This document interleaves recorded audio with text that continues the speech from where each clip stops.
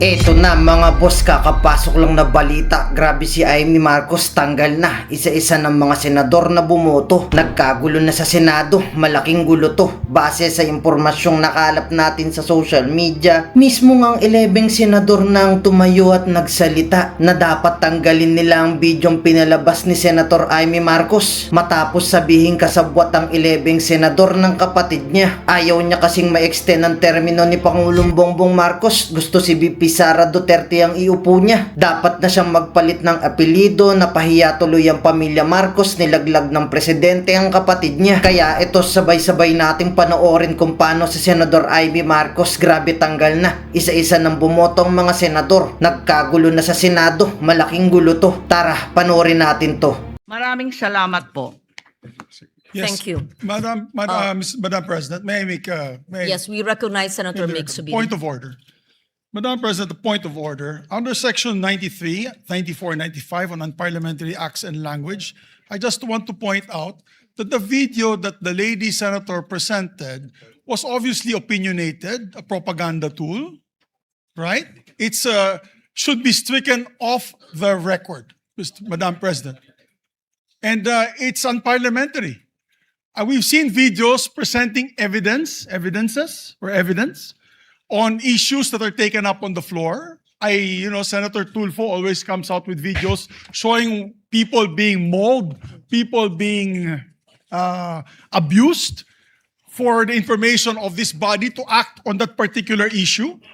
But to come up with an opinionated piece like that, ganong klaseng video na propaganda, na showing intrigue. Kasi ako, Madam President, hindi naman ako sang-ayon sa people's charter change. I was the first one in this institution who fought that kind of move with the PI, and all of us together, kaming lahat, for the first time in the history of the Senate, 24 senators tumayo dyan at pinasapu natin yung Contra People's Initiative, na fake People's Initiative, na talagang kinall out natin yung lahat ng grupo ng tumutulak nun, from the Speaker and even Malacanang, kinalaban natin. Kaya wala kaming kinalaman dyan. Bakit sinama kami dyan sa propaganda na yan? Na dahil kami, Duwag 11? Ano ba yan? Bulaga 11? At grade 13? That should not be shown here. Because what will stop us now, Madam President, for that lady senator, that we come up also with a propaganda video here, papalabas din namin, yung mga sala nila. Oo, kung ano-ano, hindi naman kami ganyan. No? To gain traction, to gain views and publicity, will destroy our fellow colleagues here. Walang ganyanan. Hindi ako nagagalit, kilala niyo ako. Ako pinaka-amiable dito, mahal ko kayong lahat. Pero hindi tama yung pangyayaring iyon. Hindi ba? Kung galit po kayo, magsalita po siya dyan, mag-aalis siya sa gobyerno niya, mag-aalis siya sa kapatid niya, murahin niya kapatid niya. Pero wag naman niya idamay yung mga tao na walang kinalaman dyan. Katulad yan, never ako kinausap ni Senate President Soto.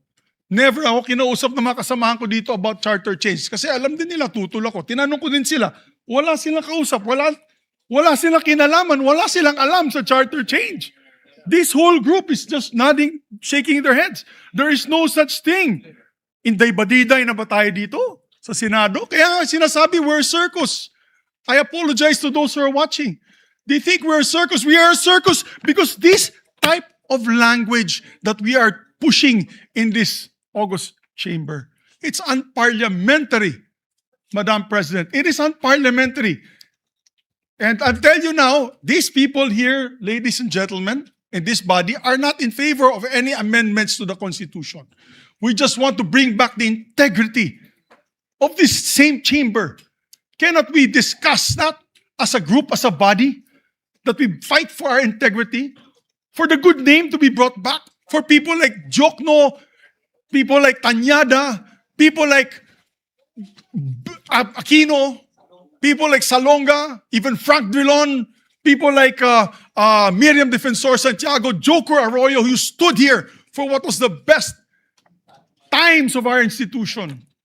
Have we forgotten that and we've made it already like a circus, Madam Chair? I do not agree. Because I'm not Macamarcos. I'm not, so when you come up with a propaganda tool like that, hitting all of us, it makes us look that we are, nasa panig po kami ng mali at nasa panig po kami ng mga demonyo. Diba? May panindigan po kami lahat dito, Madam President. So therefore, you can see my passion on this. I move to strike the horrible propaganda video off the records of this great institution, Madam President.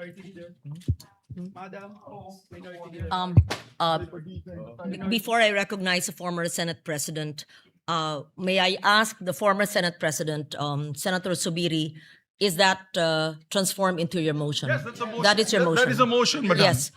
So before we act on your motion, may I hear first from the Minority Leader Thank and you. then Senator Tulfo? Yes. Is it a Thank you, Your manifestation Honor. or a motion as Thank you well? very much, Your Honor. Well, this is a way of seconding the motion of Senator Subiri. First of all, the presentation, or what we call the editorial video that we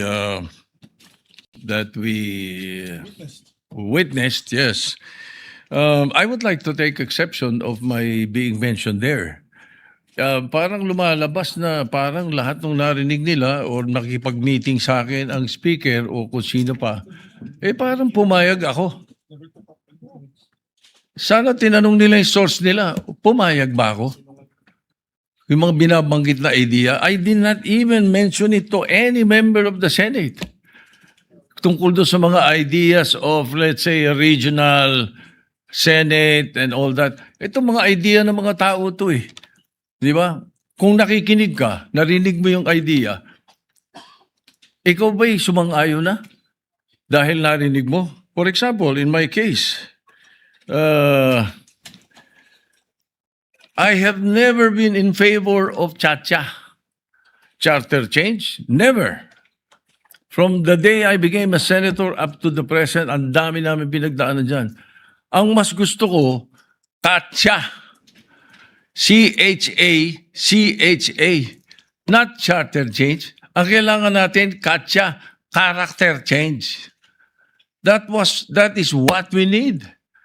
Kaya kung merong, let's say, may idea ang Speaker of the House, gustong kausapin ng Senate President at sinasabi nila, meron silang mga membro, ganito, idea ganito, nag-idea ganito, ay ibig sabihin ba nun, mali na kagad ako dahil narinig ko? Did I agree? Ang sabi ko pa nga, if you're going to change or amend, not change amend, ang nabanggit ko. If you're going to amend the Constitution, baka ako pumayag sa isang bagay lang, sabi ko. At yun may kumbaga sa in jest ko pa sinabi. Sabi ko, ibaba natin ang edad. Bakit sa Amerika, 35 years old ng presidente? Ang senator, 30. Bakit sa atin 40 and 35? Kaya mali pa rin yung sinasabi doon sa isa sa comment sa the distinguished lady na sinasabi, gusto ko raw iakyat into 50 para ma-disqualify doon sa Sara Duterte. That's not true, Mr. President, Madam President. That's impossible. I never said that. Di ba? I have nothing to do with the proposal for any elections of Sara Duterte in 2028. For all you know, I might vote for her. Di ba? Ano ba yan Hindi pa pwedeng porque pinag-uusapan, narinig mo, yun na kagad. At saka lalabas dito na para bang ako'y nakikiisa. I have nothing to do with the allegations of Chacha. I heard the proposals. I never brought it up to my colleagues, any one of them. Hindi ko binanggit As a matter of fact, there was one time na sinasabi yung meeting daw namin, Senator Lacson was there. He dropped by because he had the board meeting. Tapos sabi ko, tama-tama, nagkamali siya ng pasok. Andun lang kami. Well, it's not a room. It's just the VIP area that's open, very open. Sabi ni Senator Lacson, anong ginagawa nyo rito? Nagkamali ako ng pasok. Hindi, sabi ko, nagkwentuhan lang kami. Sabi ko, at tinanong ko pa siya, ilan ba yung kwartong pinapagawa sa new Senate building? I even asked him that. Bakit? Sabi niya, why? Ito kang kako, yung mga congressmen gustong gawing regional. Gusto nilang gawing 36 ang mga senador. Sabi ko, tatanong ko kung kakasya ron. We were joking. So yung mga source na nakikinig ng mga kwento, parang they make it sound sinister. Mag-ingat po tayo sa mga ganong kwento. Hindi ko sinasabing hindi nangyari. Nangyari. Yung nag-usap kami, nakita kami. As a matter of fact, you will not be surprised. You should not be surprised if I often see Bojidi. Because Bojidi is my golf mate. Ang mga golfing friends namin, every now and then, nagkaka-dinner kami.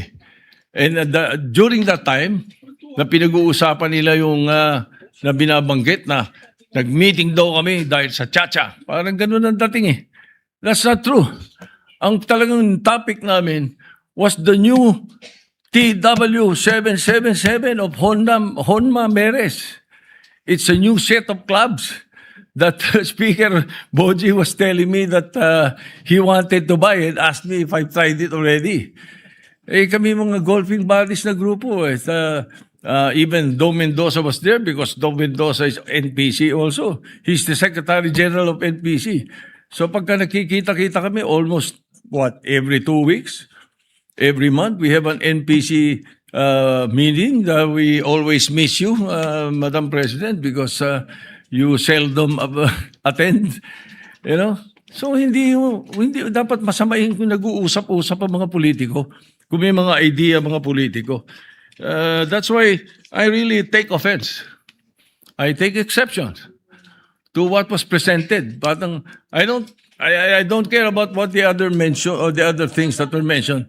But as far as the issue of my involvement in Chacha is concerned, I vehemently deny. Definitely, I have nothing to do with that. And I second the motion of Senator Subiri that the editorial video should be stricken off the record because it appears na parang mayroon tayong sinister na plano na kasama kami. Thank you. Yes. Madam President. Thank you very much. Just so that there's a proper order, according to who first raised his hand, I saw Senator Erwin Tulfo. I saw Senator. I am objecting to the motion, Madam President. Let me just Senator Sherwin Gatchalian, was it? Senator Kiko Pangilinan and Senator Ping Lacson and Senator Bam Aquino, Senator Rafi Tulfo, and Senator Rodante Marcoleta. I hope I am not accused of favoring the minority, although I heard the good senator. Yes, Senator Marcoleta may speak after Madam Senator President, Erwin. Yes. I think I need to be heard because I am the one who objected to the motion. Oh, there's been an objection. Okay. Yes. The others are seconding the motion of Senator Miguel Zubiri. Yes, Madam President, Senator I think- Rodante Marcoleta is objecting to the motion to delete off the record the privileged speech. May we, the video in the privileged speech, we take note of that. May we hear the other seconding motions? And I think I've recognized the others in that order. Yes, we take note Madam President, will of you the not objection. hear why I objected? I Yes. need to register the reasons why I objected to the motion. Madam President, I raised my hands immediately after. So I guess siguro May I? before hearing the objection of the good gentleman. That is what the from chair Pampanga. will, actually, that is what the presiding officer will actually say, that we will listen in the order that I mentioned, the seconding motions, and we will likewise listen to the objection so noted by Senator Marcoleta and all the reasons pertaining to the objection, and we will vote on the measure because there is an objection. Thank you. Thank you, Madam Chair. Madam Chair, I second the motion to strike that of our records that video presentation presented earlier, Madam President. Because, Madam President, all senators of this chamber, be it the majority, be it the minority, we need respect, or we deserve respect, Madam Chair. We must not tolerate presentation of unparliamentary acts. Yung ating institusyon, Madam Chair, isisirain doon po sa video presentation. Nasisira po yung ating institusyon. And what we're trying to do, Madam Chair or Madam President, instead of trying to regain yung credibility of this Senate, ano na lamang po at babanatan po natin mismo ang ating institusyon. Wala pong iniwan yun, Madam President, na sisirain po natin ang sarili nating tahanan. Mabuti po sana kung facts-based po yung mga iprinisit na kanina. Haka-haka lamang po. Akala ko nga po, fake news yung pinapanood ko, which I believe is fake news, which I believe is just an opinion, an idea of one person or one group, Madam President. I think, so I therefore seconded the motion that video recording be stricken off the records of the Senate. Thank you, Madam President. Take note of that. Next is Senator Kiko Pangilinan. We recognize. Thank you, Mr. President. I likewise support and second the motion to strike off the record the video, Mr. President. Clearly, disinformation has no place in this chamber, Mr. President. Sowing of intrigues has no place in this plenary hall, Mr. President. Fake news has no place in this plenary hall, Mr. President. And I say this by presenting the facts, Mr. President. This representation was chairman of the Constitutional Amendments Committee from August 12 until May 11. And the records will speak for itself. Sabi nga nila, we should seek the truth from the facts and not from disinformation video propaganda. What are the facts? From August 12 until May 11, Mr. President, the Committee on Constitutional Amendments never held hearings on constitutional change. That in itself is proof, Mr. President, that this haka-haka, this conspiracy to commit or to amend the Constitution for whatever reason, self-serving, term extension, Noel, etc. These are lies, Mr. President. At least in this plenary hall and in this chamber, the Senate did not entertain charter change under my watch as chairman of the Committee on Constitutional Amendments. For the record, Mr. President, and I support the striking of the record, that it be stricken off the record, Mr. President. Thank you. We take note of that, Senator Pangilinan. Just for the record, so that it is clear that's Rule 34, Section 93. Acts and language which offend the senator or any public institution shall be deemed unparliamentary.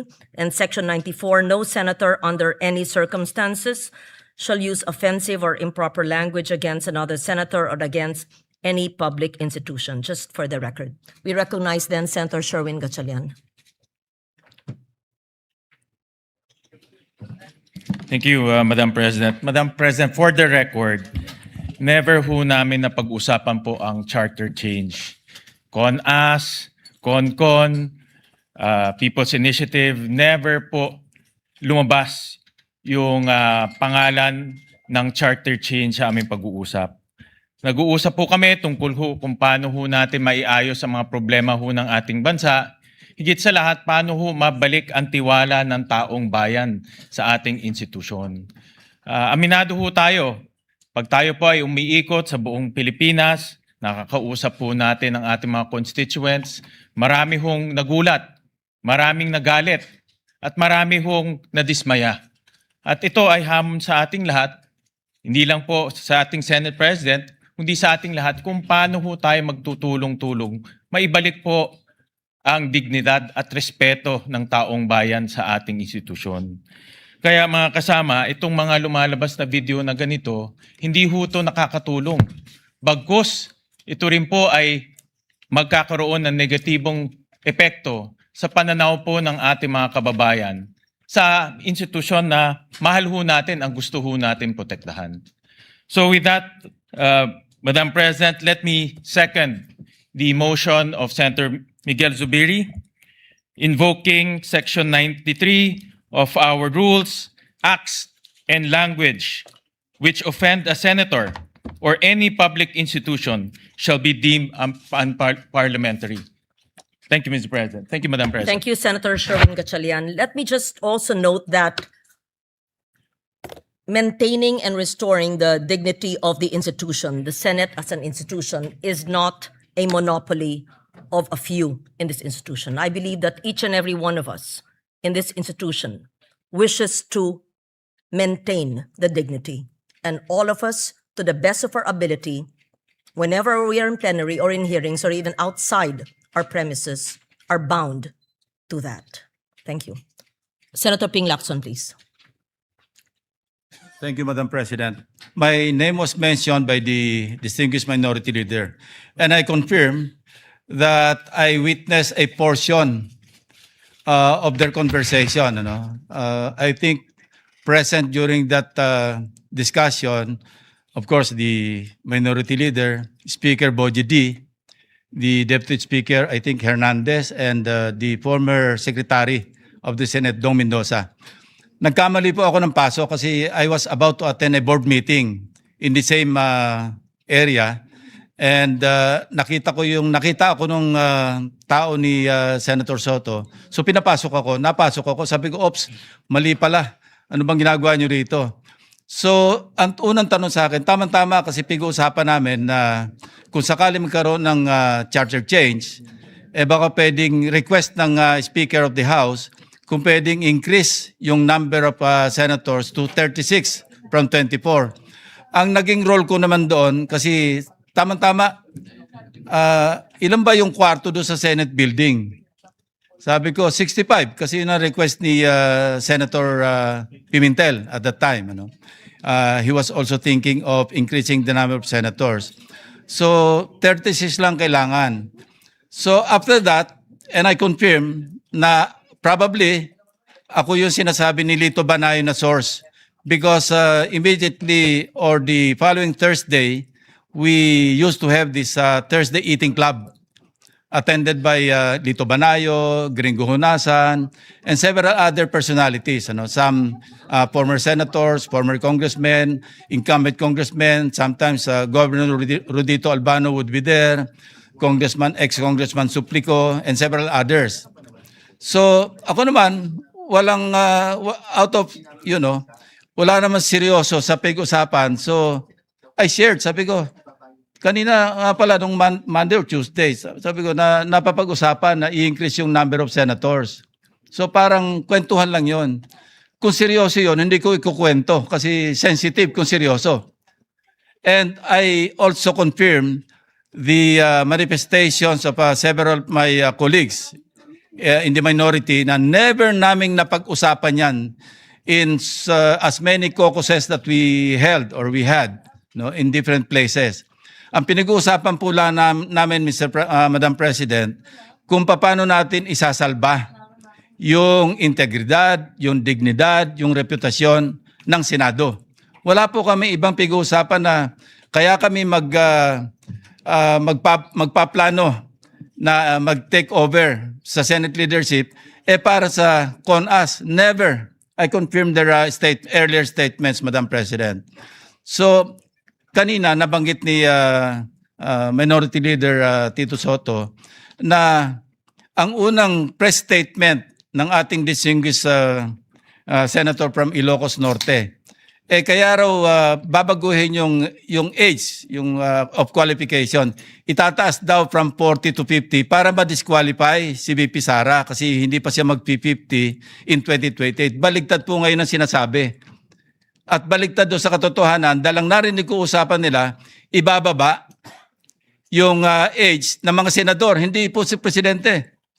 Mga senatorial candidates, ibababa from 40 to 35. Nagbiro pa nga ako, ng presidente, I mean, Nagbiro pa nga ako, sabi ko, partner, para ba kay Vico Soto yan? Nagbiro pa, in jest, of course, Mr. President. Oh, Madam President. Yun po yung takbo ng usapan. So, paano nabuo yung istorya? Nakatakot-takot po yung mga video. Wala pong katotohanan. Kaya nung na-interview po ako ng media, sabi ko, outright lies. Flat lies. Kasi hindi po totoo na napag-usapan doon na itaas yung edad, yung qualifying age, pagtapo ng presidente sa vice presidente from 40 to 50 para ma-disqualify. Nothing could be farther from the truth, Madam President. So, with that, I support the motion of the former Senate President, former Majority Leader Mig Zubiri, na to strike off the record yung mga portions na offensive sa mga kapwa natin senador, Mr. Yeah, minus the whole video. I support that motion, Madam President. Thank you, Senator Lacson. We recognize Senator Bamakino. Was it then Senator Tulfo, Rafi, and Senator Risa raised her hand. Just for the information of Senator Marcoleta, it's not that I'm delaying the reasons for your objection, sir. We are listening to the seconding motions. Thank you. Magandang araw, Madam President, mga kasama. I rise to second the motion of Senator Zubiri. Dahil yung video po na nakita ho natin, marami hong pagsisinungaling. Unang-una po, klaklaruhin ko po, we have been meeting as a minority maybe 2 times a week. No? Baka naging 3 times pa yan. At ni isang beses po na pag-usapan ang constitutional change. Hindi ho yan binanggit ni former Senate President Soto, ni Senator Lacson. Hindi ho yan nabanggit ni isang beses. Wala hong pag-push, wala pong nagsabi, mag-meeting tayo para mag-chacha, para mag-conas, wala pong nangyaring ganyan. Unang-una pong fake news. Pero nais ko pong balikan yung video. Ano po ba yung sinasabi ng video? Sinasabi po ng video, nagkaroon ng leadership change dito sa Senado dahil pinipigilan ang charter change o CONAS. Hindi ho ba? Yan po yung ibig sabihin ng video, na yung bagong mayorya nagsama-sama para pigilan ang isang charter change.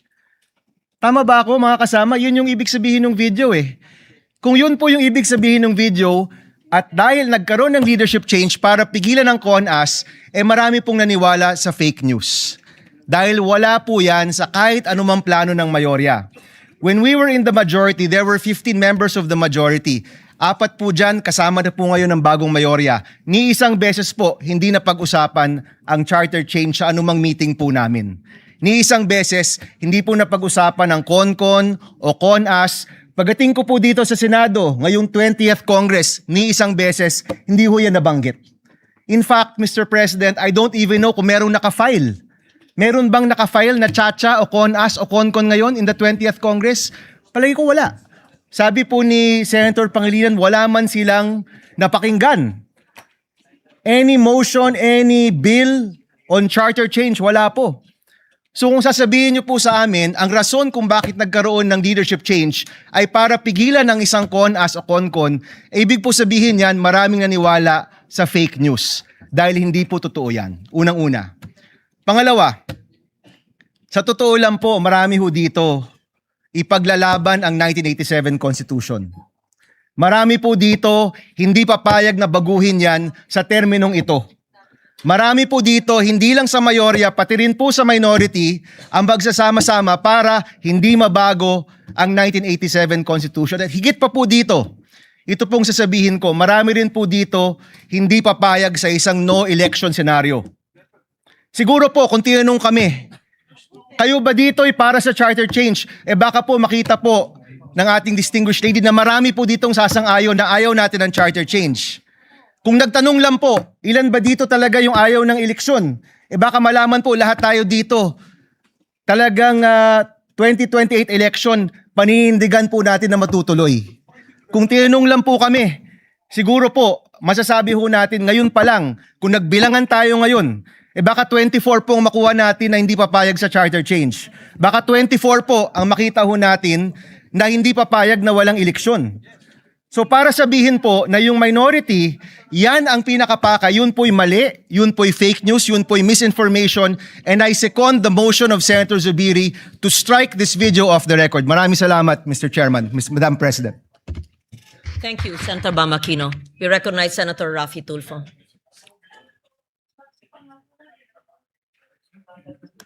Madam President, I support the motion of Senator Mig Zubiri to strike sa record yung video presentation ni Senator Amy Marcos.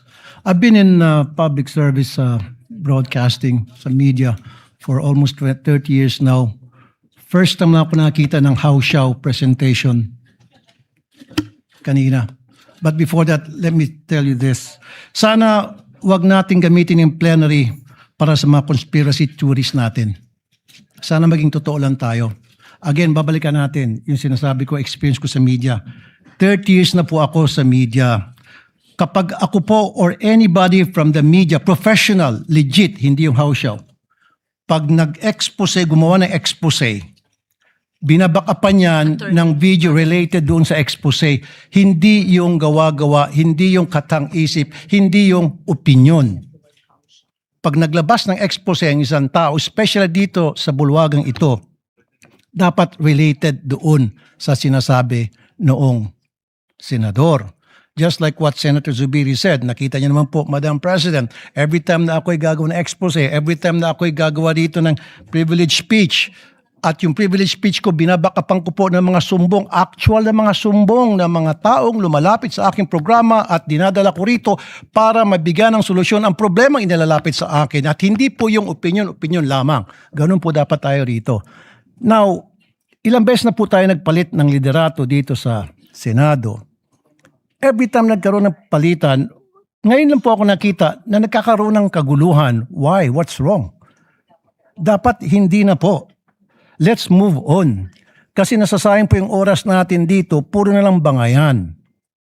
The people have spoken. Sinasabi nila, enough is enough. We've been like a circus for the past few days. Pinagtatawanan po tayo. I was out there last night. Pag naglalakad ako, kinakausap ko ng mga tao, ano nangyari sa Senado? Ano bang nangyari sa inyo? What's going on? Nakakaya na po. Ang panawagan ko, magtrabaho na lang po tayo. Itigil na po natin to mga kung ano ng mga nasa katang-isip natin. Let's move on because we were voted, elected by the people para magtrabaho, hindi para magbangayan. Maraming salamat, Madam President. Maraming salamat po. Tayo po ay nakikiisa rin sa sinabi nyo. May katanungan lang po ang presiding officer because we are using either the Filipino language or English. I would like to request the good gentleman from Isabela to use a alternative word to how shall because it may be difficult to translate it.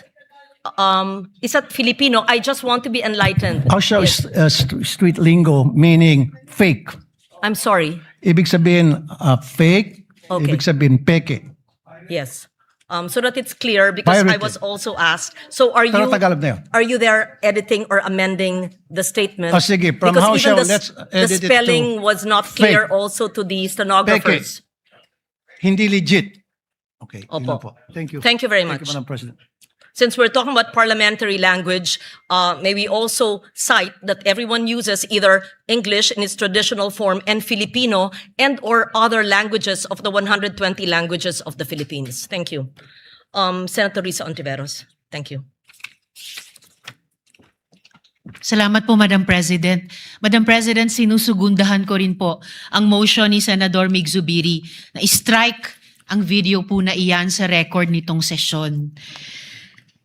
Ulitin ko lang po ang sinabi ko last week sa sarili ko namang privilege speech.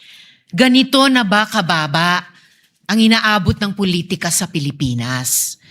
Na hanggang dito sa floor ay magbabatuhan tayo ng putik. Sanay naman tayo sa pakikipagdebate, pagtanggap ng batikos at pagsagot sa mahihirap na tanong. So, hindi ako sensitibo sa puna. Sanay ako dyan. Pero, Madam President, ang pinakita po na video ay fake news. Hindi ko yan pwedeng hayaan kasama ng ating mga kasama na andyan na lang unchallenged. Delivering a privileged speech is not the same as having the privilege to have fake news entered into the official record as if it were evidence. The materials presented made serious claims about the intentions of fellow senators, including allegations about pursuing charter change without presenting proof sufficient to support those conclusions. Kung may alegasyon tungkol sa charter change, ipakita ang boto, panukala, o akson. Huwag naman hahantong pa, gaya ni sinabi ng kasama natin, sa conspiracy theories. Dear colleagues, we can argue hard without lowering the dignity of this chamber. Last week, nag-privilege speech po ako tungkol sa barilan dito sa Senado. Napakarami pong nagsabing magtatanong sa akin pero wala naman ngayon. At ngayon, may bago na naman pong kwento. Ibang storya na naman po ang gusto ngayong linggo. Nakakahiya na, please. Araw-araw na lang bang ganito?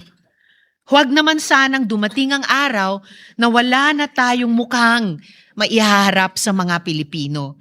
At for the record, gaya din ng sinabi ng maraming kasama, malinaw naman ang track record ko na mariin na pagtuto sa charter change at gaya ng sinabi ng mga kasama, wala pong pinag-usapang charter change. Muli, Madam President, for the record, sinusugundahan ko po ang motion. Salamat po, Madam President. Thank you, Senator Risa Ontiveros. May we recognize Senator J.V. Ejercito. Yes, thank you, Madam President. Likewise, may I also put on record that I support the motion of Senator Zubiri that the privilege speech of our colleague be stricken off the records. And Madam President, allow me to explain. Let us not allow this august institution to be used as a platform for disinformation. Fake news is already a serious problem in our country, one that continues to mislead the public, distort important issues, and erode trust in our institutions. Sinisigundahan ko rin ang mga pahayag ng aking pong kasamahan kanina, yung pong Constitutional Assembly, Charter Change or People's Initiative, kailanman hindi namin napag-usapan o kailanman hindi napag-usapan ng lahat dito sa Senado. At siguro kung magbabalik na ho tayo, Madam President, naalala ko po, siguro first time in history that 24 senators came up that rostrum declaring that we are all in unison against People's Initiative, against Charter Change, and against any Constitutional Assembly. So hindi pa ho natin kailanman pinag-uusapan yan kailanman. Precisely, Madam President, we are policymakers. We carry a greater responsibility to uphold the truth and set a higher standard in our public discourse. Madam President, sa atin po, sa akin na lang po, personally, I feel sad about what is happening to our institution lately. And I guess all of us has that duty on what we have to do to bring back that trust, that dignity this institution has always been remembered. Ibalik natin dapat ang tiwala ng taong bayan sa Senado, hindi dapat dagdagan na ito po ay malugmok pa. Ibalik ang tiwala sa Senado. Maraming salamat po. Ngayon, ikaw bilang Pilipino, ano ang masasabi mo at reaksyon sa balitang ito? Mag-iwan ka ng komento mo sa ibaba at ating pong babasahin isa-isa.